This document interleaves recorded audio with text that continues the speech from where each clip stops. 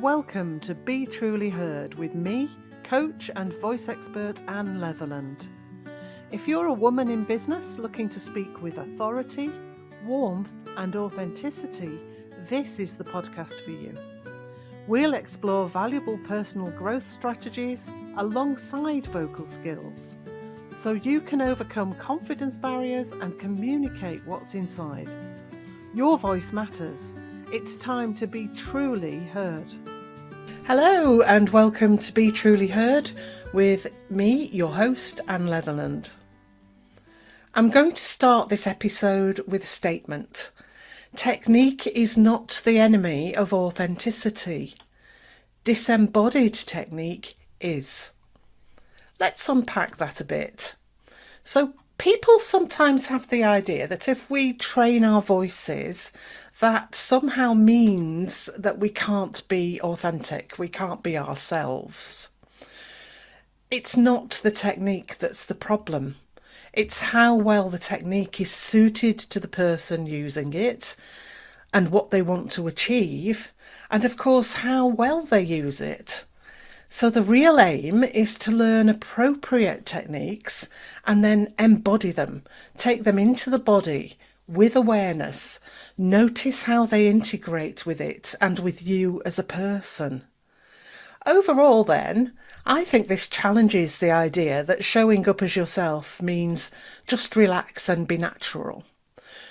Because our natural self might not have the skills that we need to put things across in the way that we want to.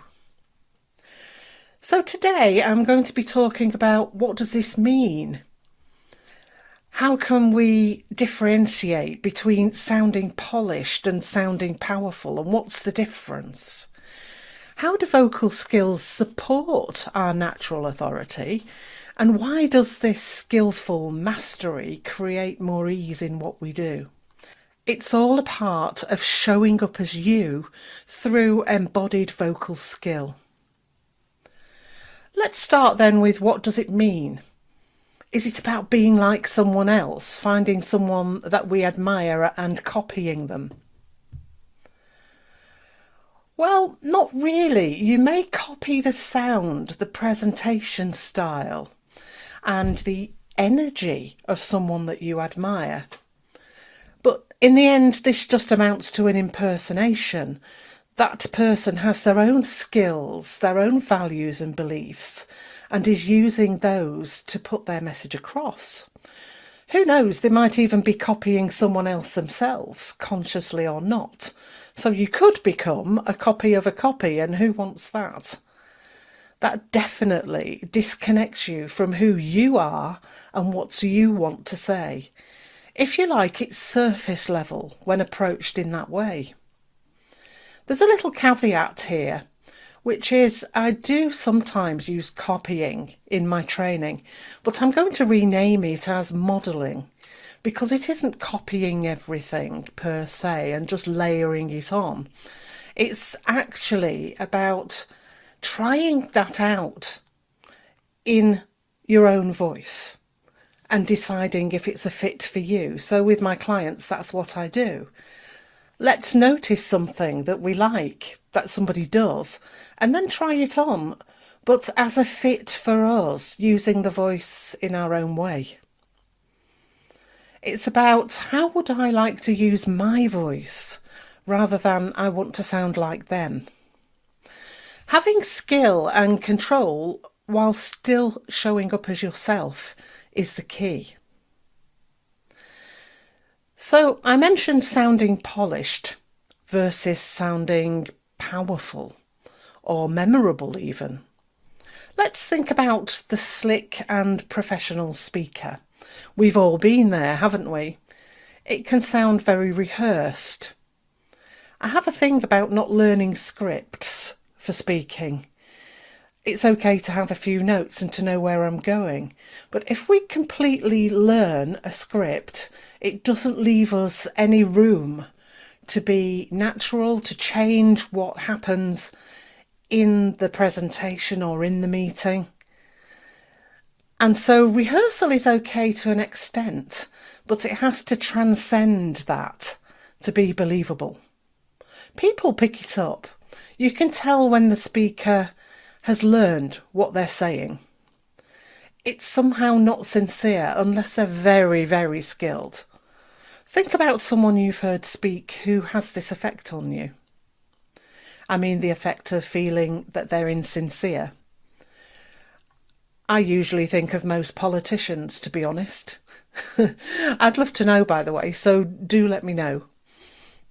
Actors work hard to bring a part of themselves to roles for a reason. Rehearsed isn't bad, but you've probably all seen amateur productions where it's very well rehearsed, but you don't believe in the characters. You may have seen professional productions where you get the same effect. I'm not doing down amateur dramatics here. I was very involved with it a number of years ago. But it's the difference between the convincing performance. We really believe it. We really believe those emotions. We really understand it's coming from that person, and the one that isn't embodied. So professional actors, good professional actors, will bring a part of themselves to what they're doing. They will embody the skills so that when they inhabit the character, they can behave as the character would, and we believe it. Again, I'm not saying that we should be like actors, but it's something to just notice. It's about rehearsal, yes, but it's not about just trotting it all out. Anyone who's in a play or a show will tell you that it's different for them every time. And they have resident directors, actually, to make sure that the show doesn't get stale and just the same old thing all the time, to find new directions in it, to find honest directions in it. So let's think about sounding powerful. To me, powerful is being real. And that's certainly true for the acting side. It's true for presentations. It's true for when people speak up in meetings or just speak to me as a friend. If you're thinking of something structured, like a presentation, then yes, the structure is good and it's very important, and it's also about that structure being well presented. But it has to be uniquely you.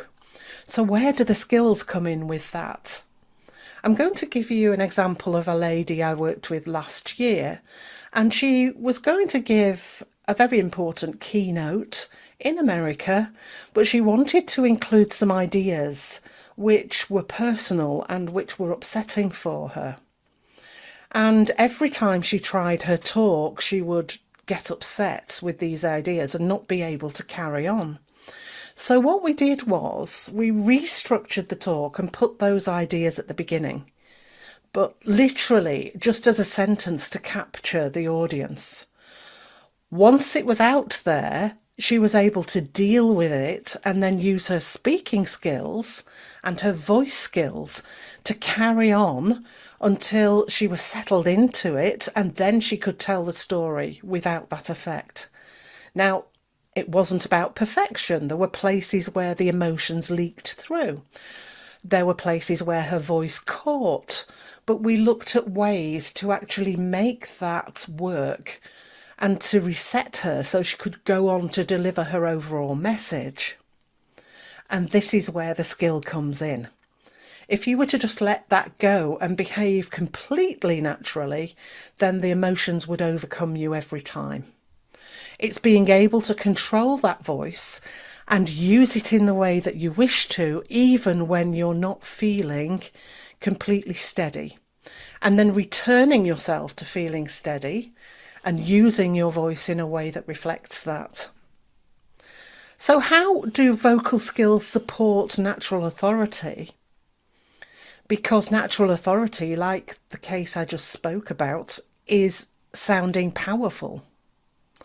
It's not necessarily completely polished. So natural authority happens, I think, when the audience is completely drawn in, and it needs skills such as variety of pitch, volume, and emphasis. They can process what you say. So that's about clarity, pace, intelligibility. And they relate to what you say. tone of voice and the emotion conveyed truthfully. The way you use your breath and your breathing pace conveys your emotional state also. If I were to be breathing like this during this podcast, and I'm doing it now, you would think I was very, very nervous or perhaps very affected by something. But I'm not. I can just reset back into my controlled and grounded voice because I know how to do it. And is my day going perfectly today? Well, no, there are some things in the back of my mind, to be honest, that are making me feel a bit unsteady. But I'm using my skill in this podcast to overcome those and to share with you these ideas that I think are so important. You already have some of these skills, but what if you want to say something in a certain way, in a different speaking space or arena, and you find your voice can't do it? So all of those things I mentioned, the variety of pitch, and we can control it, volume, emphasis, tone are vital. And we can speak freely without tightness, be intelligible and adapt to tell a story. It all takes skill with your voice, your body and yourself. And the embodied skills are the things that will carry you through.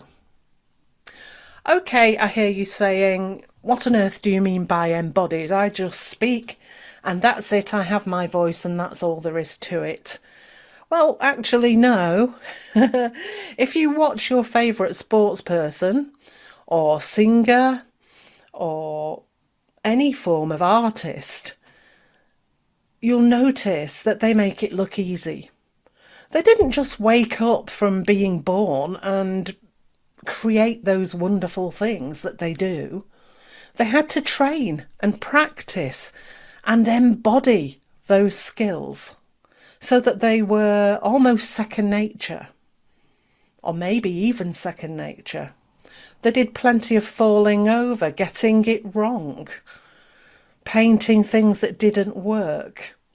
You can apply it to anything. I'm just going for sports, arts and music, but apply it to any area of life. So mastery creates ease in doing something, but it also looks easy on the outside. So to get up and speak with grounded authority and be real takes skill. Let me give you a couple of examples. You just think of your favourites, but I went to see Torvill and Dean in their final skate presentation last year, and it was unbelievable. They're both in their late 60s, so obviously they can't do what they did in their 20s. But to do what they did and make it look so easy must have taken so much work, and especially at that stage of their careers. And then obviously when they were winning Olympic medals and world medals, then their skills were constantly sharpened and noticed and embodied so that each knew what the other would be doing. You watch them, they're completely together. They're not thinking about the steps, they're thinking about expressing. And the steps are there because they're practiced in. The skills are there because they're embodied. It's the same with any good singer or with any artist or somebody who can fix things, anything you want to choose. Learning and practice are the stages. You can't make that short. I'm going to have a rant now about things like TV talent shows. I was going to name one then, but I won't, just in case. They present them as if the people arriving can just do the thing brilliantly from the start.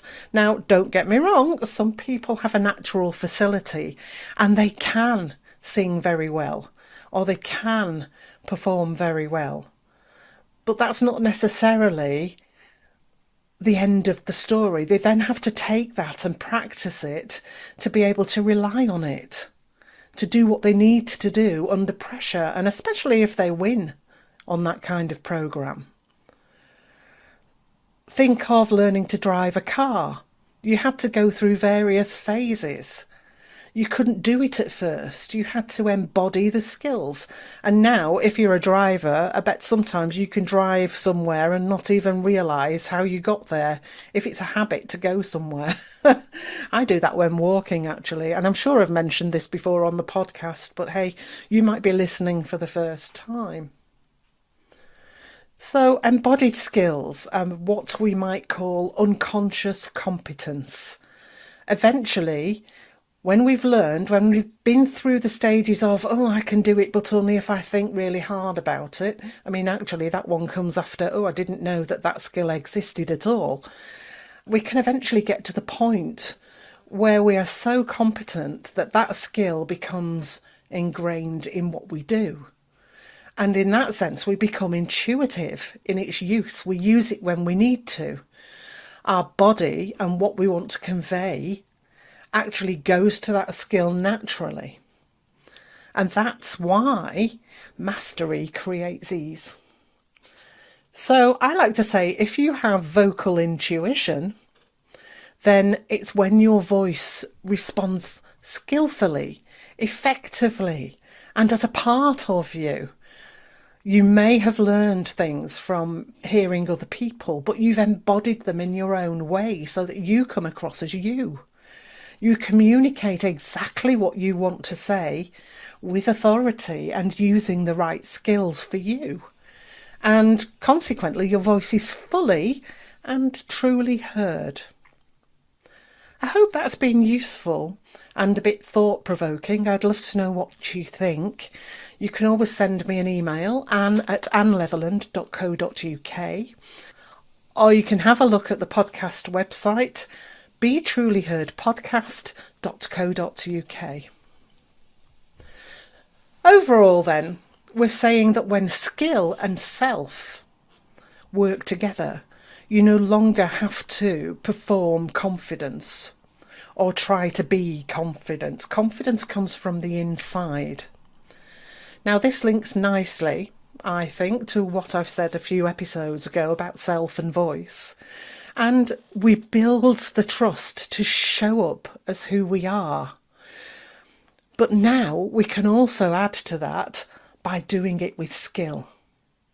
We show up as ourselves, we believe in that, but we have the skill to make sure that we can complete the equation, if you like, and really make an impact.